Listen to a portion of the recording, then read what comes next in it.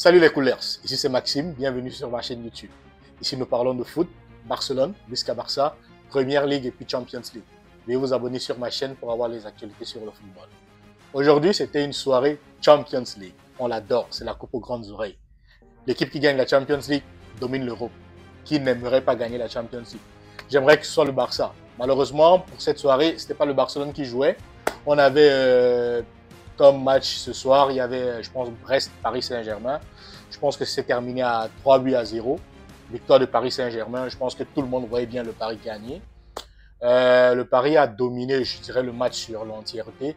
C'est vrai que Brest a eu des situations assez intéressantes, mais Paris a dominé. Et puis, je pense que Dembélé a marqué 2 buts. Dembélé devient de plus en plus solide dans ses matchs. Je vois, il devient très performant et puis assez clinique devant les goals. Ce qu'on manquait énormément avec lui au Barça. Donc, je pense que je regrette un peu que Dembélé soit quitté du Barça quand il est quitté du Barça, mais aussi ça a permis à ce qu'on ait Lamine Yamal qui puisse se développer, atteindre le niveau qu'il est aujourd'hui. Mais disons bien que si on avait ce Dembélé actuel au Paris, le Dembélé qu'on a présentement au Paris, si on l'avait à Barça, avec son état de forme présentement, je suis sûr que sous l'ère Xavi, on aurait pu vraiment aller un peu plus loin en Champions League ou bien en Liga quand Dembélé était au club de Barcelone. Mais bon, comme je dis tantôt, ça a permis aussi à ce qu'on ait Lamine et que Lamine puisse bien se développer. Et puis, ça fait aussi nos affaires. Je pense que l'autre but de Paris, c'est Vitinha qui l'a marqué. Donc, dominance de Paris Saint-Germain pendant tout le match et puis victoire normale, je dirais, de Paris. Puis, je pense l'autre match qu'on avait, on avait un match, je pense, Juventus contre Feyenoord. Je pense que tout le monde voyait Juventus gagner. Bon, apparemment, ça a été un peu difficile, mais je vois, ça allait à 1-0 Juventus, puis 1-1 partout pour égalisation de Feyenoord. Et puis après, normalement, une victoire de Juventus. Je pense que l'Américain McKennie, il évolue et puis il fait de belles prestations ces derniers temps-ci. Et puis, ils ont pu gagner. Et puis, je pense qu'au retour, ça va être du côté de Feyenoord. Et puis, on va voir ce que ça va donner. Mais je pense logiquement que ça va se solder par une victoire de Juventus. Et puis, Juventus va arriver au niveau des quarts de finale. Donc, on va voir ce que ça va donner. Mais je pense bien que c'est ce qui va se passer. Puis, je pense qu'en troisième match, on avait, je pense, Sporting contre Borussia Dortmund. Sporting était à domicile, ça m'a vraiment étonné qu'il n'arrive pas à marquer de but parce que je pense que c'est terminé à 3-0. Victoire logique. Bon, pas logique parce que Dortmund était à l'extérieur. Donc, je me disais quand même que Sporting devait poser certains problèmes à Dortmund, mais malheureusement, Dortmund a gagné par une large victoire de 3-0. Puis, le retour se jouera plutôt en Allemagne du côté de Borussia. Donc, je sais pas trop si le Sporting a encore des chances de gagner, mais à ce niveau-ci, je pense que logiquement, c'est Borussia Dortmund qui va aller à la prochaine étape. Puis pour terminer, on avait le choc de ce soir. Le choc de ce soir qui était entre Manchester City et le Real. Donc, pour moi, honnêtement, avec la forme de City, je voyais bien le Real sortir au-dessus. Mais, comme on dit souvent, le ballon est rond, tout peut se passer. Mais bon, City a commencé un peu fort. Je pense qu'ils ont marqué le premier but. Puis Erling Haaland a fait un doublé. Un but sur penalty et un but sur une remise de Vardiol, le latéral gauche. Donc, et puis le Real, vous savez, le Real, la Champions League, c'est leur coupe, disons-la comme ça, parce que le Real, 15 Champions League, on se lève pas un matin pour gagner 15 Champions League. Donc, ça veut dire que au fur et à mesure que le temps passe, ils réussissent toujours à se sortir des situations assez compliquées parce que lorsqu'on voyait le match se dérouler, on voyait comment est-ce que City apportait le match au Real.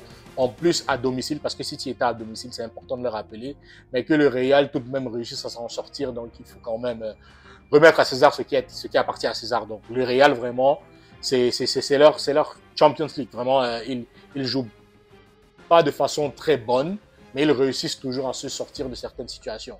Je pense que Mbappé a marqué non, Erling Haaland a marqué le premier but, puis Mbappé a égalisé. Puis après, je pense que City a eu un autre penalty, Erling Haaland a transformé. Et puis après, je pense que c'est Brahim Diaz qui est venu, il a marqué le deuxième but pour l'égalisation. Et puis tout en fin du match, sur une accélération de Vinicius, il donne une passe décisive lobée un peu à Bellingham. Et puis Bellingham termine l'action. Puis le Real se retrouve à 3-2. Je dirais que le Real, est-ce que le Real est favori pour cette Champions League? Je ne pense pas. Je pense que au trop, le prochain tour ou bien le tour d'après, ils vont être disqualifiés. Mais on va voir ce qui va se passer. C'est le Real. On ne peut jamais dire que on parie sur une défaite du Real. Mais honnêtement, par rapport à ce que je vois les autres équipes, notamment Barcelone ou bien Liverpool, présentées comme talent footballistique sur le terrain, je ne pense pas que le Real s'en sortira sur les prochaines échéances s'ils arrivent en huitième ou en quart de finale. Mais comme je dis, le ballon est rond, on ne sait pas ce qui va se passer, on va voir. Et puis, c'est le foot, vraiment, c'est l'émotion qu'on aime, l'émotion que ça apporte. Donc, le Real, sur ce match, vraiment, ils ont essayé d'imposer leur jeu. Je pense que dans les goals Courtois, on connaît comment Courtois joue, il est très bon, très solide dans les goals. En défense centrale, on avait Tchouaméni. Tchouaméni a joué en défense centrale avec Asensio. Et je pense que la défense centrale a été assez solide. On se rappelle du côté droit, Vasquez, il était blessé, donc c'est Federico Valverde qui a joué à droite. Et puis du côté gauche, c'était Ferland Mendy, du côté gauche. Il était aussi assez solide. Au milieu, on avait Camavinga et puis Ceballos. Depuis, je pense, ça fait déjà 2-3 matchs que Ceballos il enchaîne des matchs. Je pense qu'il gagne confiance et puis ça marche, ça se passe plutôt bien. Et puis devant eux, on avait notamment toujours Bellingham.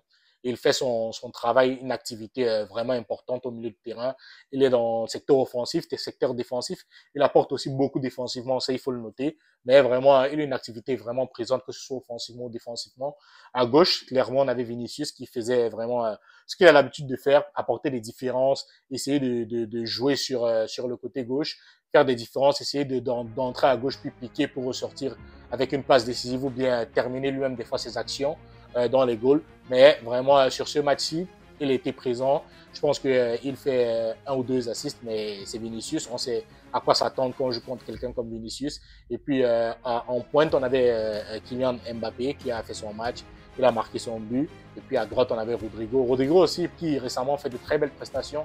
Et il réussit à apporter sa pièce aussi sur le jeu du Real. Donc, vraiment, je pense qu'offensivement, leur jeu était présent. C'était vraiment bien, ils ont apporté de l'adversité face à une équipe de City qui était à domicile. Mais malheureusement, ça n'a pas été facile du côté de City. Mais au vu de leur forme, ces récents jours-ci, on pouvait s'attendre à une défaite de City. Mais la manière, pratiquement la deuxième mi-temps, honnêtement, je pense que le Real a dominé essentiellement la deuxième mi-temps. Et puis, City a fini par plier. Est-ce que ça veut dire que City va sortir au prochain match contre le Real? Je pense bien que ce sera le cas, honnêtement. Le Real va être à domicile. Je ne vois pas trop City, au vu de leur dernière prestation, s'en sortir du côté de Bernabeu. Mais le ballon est rond. On ne sait pas ce qui peut se passer sur le terrain. On va voir ce qui va se passer. Et puis, notamment, on verra, je pense, la semaine prochaine qui va passer à la prochaine étape. Donc, je pense que c'était ça pour les matchs d'aujourd'hui. Demain, on a Atalanta qui va jouer. On a Monaco contre Benfica. Je pense que c'est soit le gagnant de Paris ou le match Monaco-Benfica. Je pense que ça va être soit Paris, soit Benfica. Bon, on va voir. Je ne pense pas que Monaco puisse venir à bout de Benfica parce que nous, Barcelone, on a joué contre Benfica et puis j'ai pu voir ce que Benfica peut apporter en termes d'intensité, en termes de qualité offensive. Donc, je ne pense pas que Monaco va s'en sortir, mais on va voir. Donc, je pense plus soit Paris, soit Benfica qui joueront contre le Barcelone au prochain tour. Donc, c'était tout pour le débrief d'aujourd'hui. On pourra se reprendre demain soir ou bien le week-end pour une nouvelle vidéo. C'était tout pour le débrief d'aujourd'hui. Merci de nous avoir suivis. Veuillez vous abonner sur la chaîne pour ne manquer aucune actualité sur le foot. Merci. Bisca Barça.